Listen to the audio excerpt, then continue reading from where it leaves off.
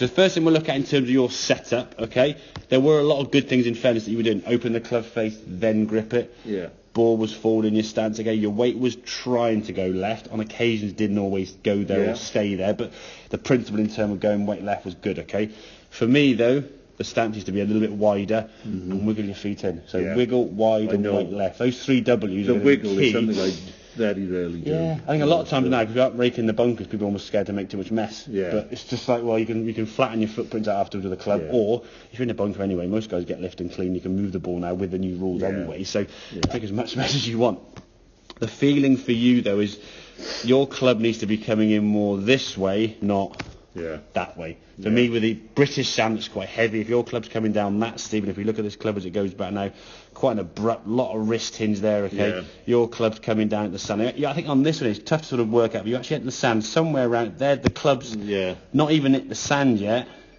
Maybe it's sort of about, if the ball was there, put a little mark on here. The ball was there. You went in the sand, probably somewhere there, okay? Yeah. And that ball barely. A big chunk of sand. You can see the follow through being quite sort of restrictive. Yeah. And the ball, I think, just clipped over the long bit of reeds there in front of the bunker, okay?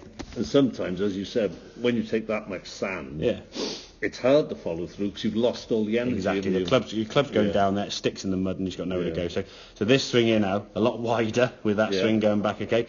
As you then start coming back in, this is the practice swing, okay? Again, how much sand's now being chucked out there, and that's the potential with the follow through, okay? Yeah. Then get in the bunker, wiggle, wiggle, wiggle, weight left, balls forward. I can see your weight going left, as you can see now. So the top of your head there in the sort of the van behind you with the frame there, you see your body move into that left side. It's keeping on that left side. So when you come in the golf ball now, we can enter, as we said, a couple of shots you actually entered the sand back here and exited about there. The ball still came out quite nicely, okay? Yeah. If we look at this one now with a nice kind of shallow, wider takeaway there, as you come back in the golf ball now, you can see we went in the sand. We went in the sand way back behind the ball. So the fear of thinning, it's gone.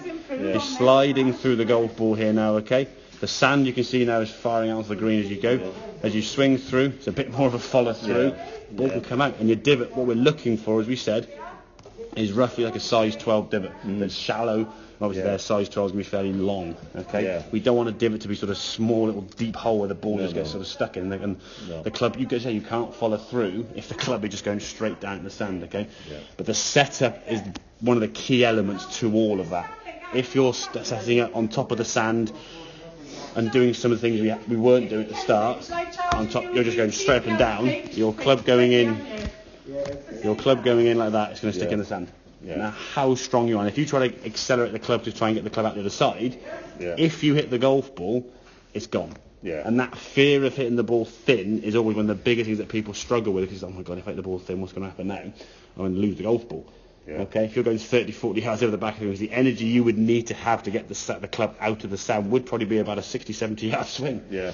You hit the ball with a 60, 70 yard swing, you're going to go about 60 to 70 yards, okay? So having that club kind of being more kind of this way rather than that way, it's going to give you a lot more success at the bunkers, okay? The club just slides through the sand, and all you're really trying to do now is just try and chuck the sand onto the green. Forget the ball. Yeah.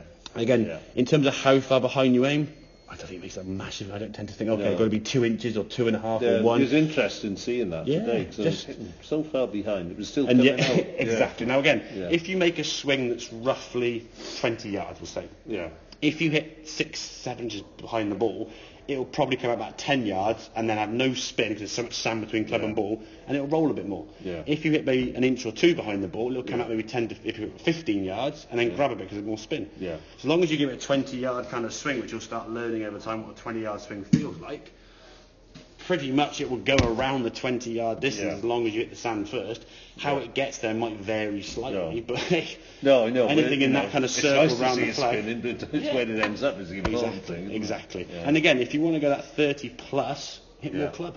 Yeah. That takes a bit of practice, to be fair, to actually how a 9-iron and a wedge feels in the sand, okay? Because they are slightly different, obviously, the banks and the sole and everything else. But generally speaking, open the face. A little bit, I wouldn't be opening it quite so much, because obviously if you do it too much, you're decreasing the effectiveness of a lot of the less lofted club. Yeah. So, but if you have it square, you're probably going to be using a bit more of the dig, which can obviously reduce the distance again. So, But it's just like opening the face on the fairway. Yeah, exactly. So, three W's. Yeah. Wiggle the feet in, wide base. weight left, which you were doing, yeah, and just trying to chuck the sand there towards the target area, and the ball comes on that cushion. So excellent. Okay, makes sense, buddy. Yeah, good man.